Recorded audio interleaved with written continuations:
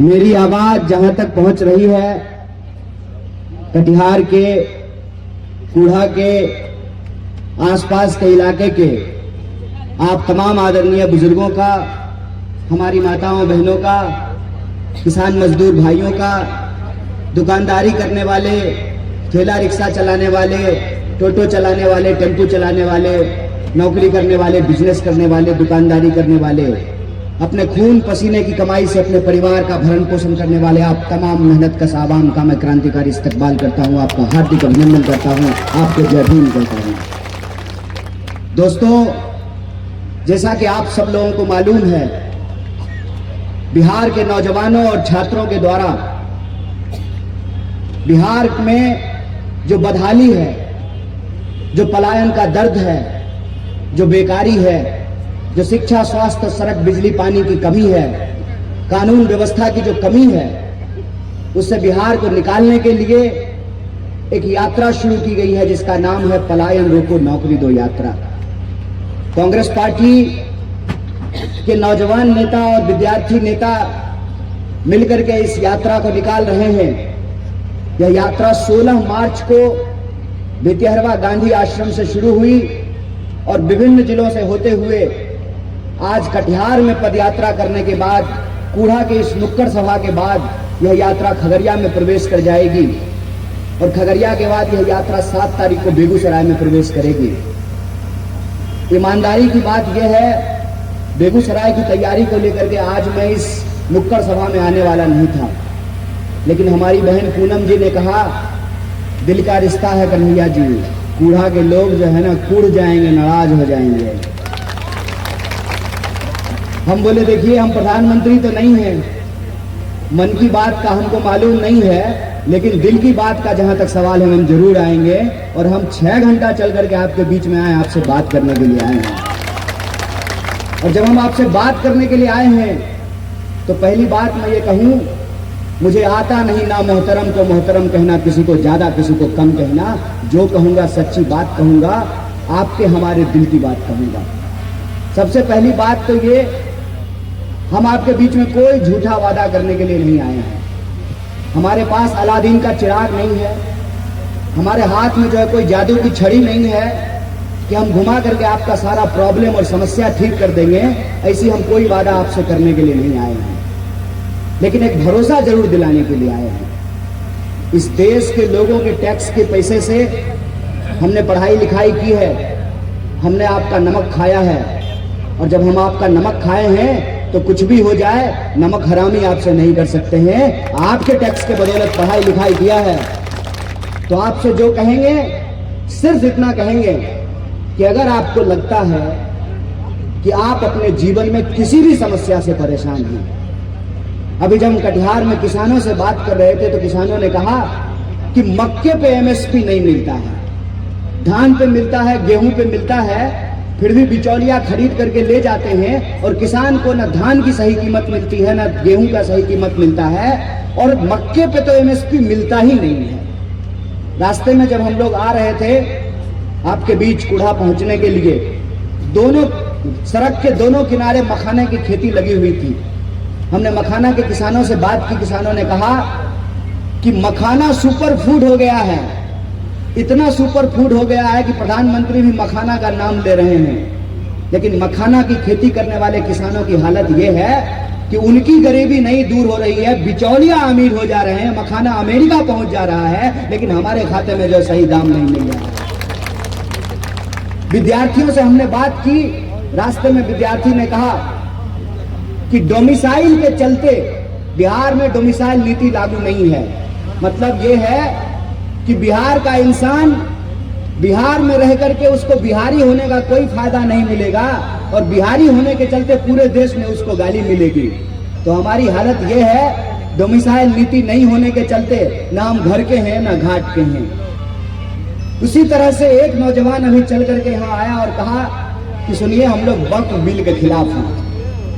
हम कहते हैं कि आप चाहे किसान हो और मखाने की खेती करते हैं, आप चाहे किसान हो मक्के की खेती करते हैं, आप किसान हो गेहूं और धान की खेती करते हैं, आप दुकानदार हैं, सब्जी बेचते हैं, किराने की दुकान लगाते हैं, आप खेतों में मजदूरी करते हैं, आप फैक्ट्री में काम करते हैं, आप दूसरे क्षेत्र में जाकर के काम करते हैं, आप विद्यार्थी हैं, आप पढ़ते हैं, आप नौजवान हैं, आप महिला हैं, आपको सुरक्षा की यदि कमी होती है, आप अगर किसी भी समस्या से जूझ रहे हैं, हम सिर्फ एक वादा आपसे करने के लिए आए हैं। राहुल जी जब कन्याकुमारी से कश्मीर तक चल रहे थे तो एक बात बार बार कह रहे थे, डरो मत, यह देश किसी के बाप का नहीं है, यह देश जितना उनका है उतना हमारा भी है। किसी को भी डरने की जरूरत नहीं है। इस देश को आजादी किसी ने माफी मांग करके नहीं दिलवाई है। भगत सिंह ने हंसते हंसते फांसी के फंदे को चूमा है, गांधी ने सीने पे गोली खाई है, नेहरू जो है 15 साल जेल में बंद रहे हैं, सुभाष चंद्र बोस ने अपनी फौज बनाई है, उससे देश को आजादी मिली है। माफी मांगने से देश को आजादी नहीं मिली है। यह देश जितना उनका है उतना ही हमारा है। इसीलिए राहुल जी कहते हैं कि डरो मत, अपने न्याय और हक के लिए लड़ो। और इस देश को नफरत से नहीं चलाया जा सकता है, इस देश को मोहब्बत से चलाया जा सकता है। यह देश बना है तो यह देश बना है राम प्रसाद बिस्मिल और अशफाकुल्लाह खान की शहादत से मिला है। यह हमारी साझी शहादत है, यह हमारी साझी विरासत है। वही मोहब्बत की बात लेकर के जब हम बिहार में चल रहे हैं तो हम सिर्फ आपसे एक बात कहना चाहते हैं। गांधी जब चंपारण में आए थे तो उनका नाम मोहनदास था। चंपारण के किसान जो आंदोलन कर रहे थे, ब्रिटिश हुकूमत से टकरा रहे थे, उनके आंखों में आंख डाल करके सवाल कर रहे थे, उनकी ईंट से ईंट बजा रहे थे, कहते थे कि ये खेत हमारा है, हम तय करेंगे इस खेत में हम क्या उगाना चाहते हैं, इसमें हम कौन सी खेती करना चाहते हैं। गांधी उस आंदोलन में शामिल होते हैं, चंपारण विद्रोह का हिस्सा बनते हैं। 200 साल की अंग्रेजों की गुलामी समाप्त होती है, 1947 में देश आजाद होता है और हम तराना गाते हैं, सारे जहां से अच्छा हिंदुस्तान।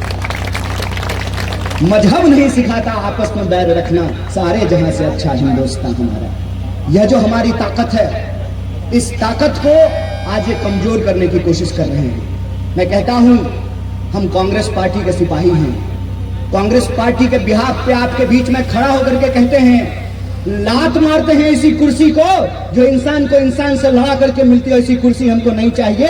हम वो कांग्रेस पार्टी बनाने के लिए आपके बीच में आए हैं कि जो आजादी हमने दिलाई थी उस आजादी को हम बचाना चाहते हैं। अगर आप प्रभावित हैं, अगर आपको सरकार की नीतियों से कोई दिक्कत है, आपको लगता है कि आपका मालिक आपको मजदूरी नहीं देता है, किसान को लगता है कि उसको उसके फसल का दाम नहीं मिलता है, महिलाओं को लगता है कि उनको बराबर का आत्मसम्मान नहीं मिलता है, नौजवानों को लगता है कि उनको रोजगार नहीं मिलता है, विद्यार्थियों को लगता है कि उनको पढ़ाई नहीं मिलती है, तो आइए, कांग्रेस पार्टी आपकी पार्टी है, कदम से कदम मिला करके चलिए, इस सरकार की हम ईंट से ईंट बजाने के लिए तैयार हैं।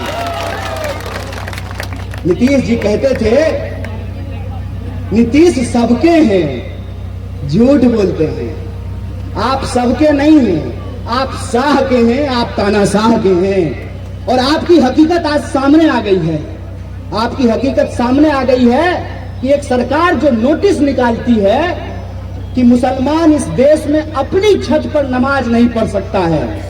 ध्यान दीजिएगा जरा इस बात को, मुसलमान जो अपनी छत पर नमाज नहीं पढ़ सकता है, ये कहते हैं वक्फ का कानून लेकर के हम मुसलमानों की गरीबी दूर करना चाहते हैं। चालाकी रे, चालाकी, हम चालाकी समझ रहे हैं आपकी। आप इस देश के लोगों को लड़ा करके, मंदिर जाने वाले और मस्जिद जाने वाले लोगों को लड़ा करके, टीका लगाने वाले और टोपी लगाने वाले लोगों को लड़ा करके, वक्फ बिल के नाम पे समाज में नफरत फैला करके आप वक्फ की जमीन को लेकर के अंबानी और अदानी को देना चाहते हैं। हम आपकी साजिश को समझ रहे हैं। इसीलिए हम कहते हैं, अगर सरकार कोई न्यायपूर्ण फैसला लेगी तो हम जिम्मेदार विपक्ष की तरह उसका साथ देंगे। लेकिन सरकार अगर सत्ता के अहंकार में लोगों के उनके बुनियादी हकूक को छीनेगी, संविधान पर हमला करेगी, तो सरकार को उंगली दिखा करके कहते हैं, ये सरकार, हमारा इतिहास माफी मांगने का इतिहास नहीं है, जेल जाने का इतिहास है। तो याद रखना, तुम्हारी जितनी भी जेल है, जितनी जगह हम देखने को तैयार हैं, लेकिन हम संविधान पर एक भी हमला बर्दाश्त नहीं करेंगे। इसीलिए आज हम आपसे कहने के लिए आए हैं कि मुझे कोई झूठा वादा नहीं करना है, मुझे कोई झूठ और नफरत की सियासत नहीं करनी है। मैं आपसे सिर्फ ये कहने के लिए आया हूं कि ये पलायन रोको नौकरी दो यात्रा किसी को एमएलए बनाने का यात्रा नहीं है।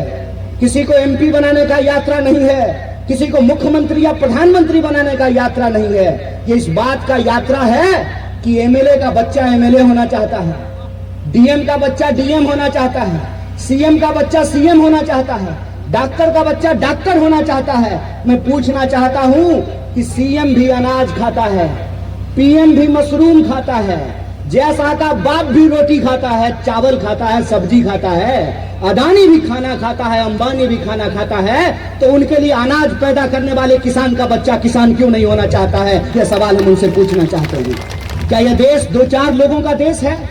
या देश इस देश में रहने वाले 140 करोड़ लोगों का देश है? उसी तरह से अगर देश 140 करोड़ लोगों का देश है तो बिहार भी बिहार के अंदर रहने वाले 14 करोड़ लोगों का देश है। एक सवाल हमको बताइए सोच करके कि हम बिहार के लोग हैं, कश्मीर से लेकर के कन्याकुमारी तक हम सड़कें बनाते हैं, फैक्ट्रियां चलाते हैं। उस शहर में, जिस शहर में आप जाएं, वहां का डीएम भी बिहारी है और वहां का रेडी पटरी का ठेला लगाने वाला भी बिहारी है। हमारे अंदर अगर इतनी काबिलियत है, हमारे अंदर इतनी शक्ति है, तो हमारा एक सवाल है कि जिस मिट्टी पे हम पैदा हुए हैं, जो हमारी जन्मभूमि है, वो हमारी कर्म भूमि क्यों नहीं बनती है? यह सवाल हम आप लोगों से पूछना चाहते हैं। क्या नहीं है हमारे पास? हमारे पास विश्वविद्यालय थे, हमारे पास अस्पताल था, हमारे पास खान खदान, खेत खलिहान, हर चीज हमारे पास होने के बाद भी अपने लोगों को अपना घर बार छोड़ करके बाहर क्यों काम करने के लिए जाना पड़ता है?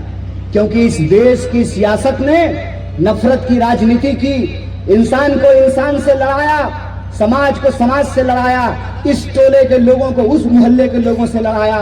इसीलिए मैं आप सबसे निवेदन करने के लिए आया हूं, ऐ मेरे बिहार के वासियों, ये वक्त है कि हमको बिहार को बचाना है, इस देश के संविधान को बचाना है। और एक बात हम लोगों को बार बार कहनी है कि इस मिट्टी में हम पैदा लिए हैं तो सबको शिक्षा मिले, सबको काम मिले, ये सरकार की जिम्मेवारी है। सरकार अगर कहती है कि हमारे पास पैसा नहीं है, तो मैं सरकार से पूछना चाहता हूं कि मुख्यमंत्री जी को पेंशन मिलेगा, एमएलए साहब को पेंशन मिलेगा, मंत्री जी के लिए बंगला बनेगा, एमपी जी के लिए बंगला बनेगा, तो गरीब लोगों के लिए स्कूल और अस्पताल क्यों नहीं बनेगा, सड़कें क्यों नहीं बनेगी? यह सवाल मैं उनसे पूछना चाहता हूं। बात नीति और नियत की है, और उस नीति और नियत से हमने यही सीखा है कि इस देश से अगर आप प्रेम करेंगे तो लोगों की जो समस्या है उसका समाधान आप ढूंढ करके निकालेंगे। समस्या का समाधान जब सरकार नहीं दे पाती है, तभी इंसान को आपस में लड़ाया जाता है। इसीलिए हम कहते हैं, मगही में बड़ा एक मशहूर कवि हुए, वो कहते थे मथुरा प्रसाद नवीन कि जुल्मी बढ़लो तहू बढ़ी जा, जुल्मी बढ़ा है आप भी बढ़ जाओ, जुल्मी बढ़लो तहू बढ़ी जा, दुश्मन के छाती पर चढ़ जा, दुश्मन की छाती पर चढ़ जाइए। कहते हैं ना 56 इंच का छाती है, जरा देखते हैं नाप पकड़ के कि कितने इंच का छाती है। जुल्मी बढ़लो तहू बढ़ जा, दुश्मन के छाती पर चढ़ जा, भूख से तरफ के मरवा का है, मरने हो तो लड़के मर जा, भूख से तरफ करके क्यों मरना है? मरेंगे तो संघर्ष करके मरेंगे, अपने हक और अधिकार को लेकर के मरेंगे। हम आपसे यही अपील करने के लिए आए हैं। यह यात्रा संघर्ष का मंच है, संघर्ष का मंच है अपने हक और अधिकार के लिए, अपने न्याय के लिए, अपने देश के लिए, अपनी आजादी के लिए, अपने आईन के लिए, अपने संविधान के लिए, उसकी रक्षा के लिए आपने जो आशीर्वाद और समर्थन हमको कटिहार में दिया है, पूरे उत्साह के साथ यह यात्रा आगे जाएगी। और सरकार से हम ये सवाल पूछेंगे कि आपके बच्चों को अगर रोजगार मिल सकता है, एमएलए का बच्चा अगर एमएलए बन सकता है, तो किसान और मजदूर के बच्चों को भी रोजगार देना पड़ेगा, नौकरी देनी पड़ेगी, शिक्षा देना पड़ेगा, सड़कें देनी पड़ेगी, बिजली और पानी देना पड़ेगा।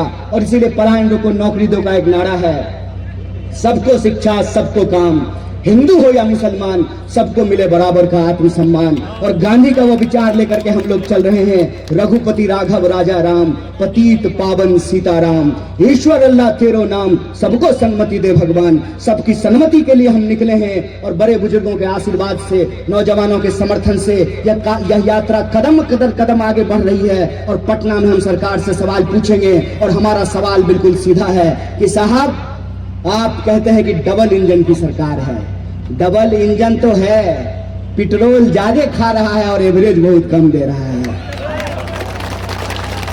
20 साल से आपकी सरकार है, हमको बता दीजिए आप कितने लोगों को ग्रेजुएट बनाए हैं, कितना नया अस्पताल बनाए हैं, कितनी नई यूनिवर्सिटी खोले हैं? ये सवाल हम आपसे पूछना चाहते हैं। हम आपसे पूछना चाहते हैं कि महाराज, आप लोगों का पलायन होता है, मुखिया बनता है प्रमुख, प्रमुख बनता है जिला परिषद, जिला परिषद बनता है एमएलए, एमएलए बनता है एमपी, एमपी बनता है मंत्री, मंत्री बनता है मुख्यमंत्री। आप लोगों का पलायन नीचे से ऊपर होता है और हम गरीबों का पलायन ऊपर से नीचे हो रहा है। इसका जवाब आपको देना पड़ेगा। हमको जो पलायन कराने वाली सरकार है, अब की बार जो पलायन की सरकार है, इसका हम पलायन करके रहेंगे। इसीलिए हम बार बार नारा लगा रहे हैं कि रोजी रोटी देनी पड़ेगी। अगर रोजी रोटी नहीं दोगे तो आपको गद्दी छोड़ करके जानी पड़ेगी। और यही नारा लेकर के हम पटना की तरफ बढ़ रहे हैं। आप अपना समर्थन बनाए रखिए, यह संघर्ष हम जरूर जीतेंगे। इसी आशा और विश्वास के साथ एक बार पुनः हमारी जो कटिहार की कांग्रेस कमेटी है, हमारी जो नेता हैं, हमारी जो बहन है, आप तमाम लोगों का शुक्रिया अदा करते हुए अपनी बात को खत्म करूंगा कि आपने जो मोहब्बत दी है, यह हमारी ऊर्जा का काम करेगा और इस लड़ाई को हम जरूर जीतेंगे। बहुत बहुत शुक्रिया, बहुत बहुत धन्यवाद।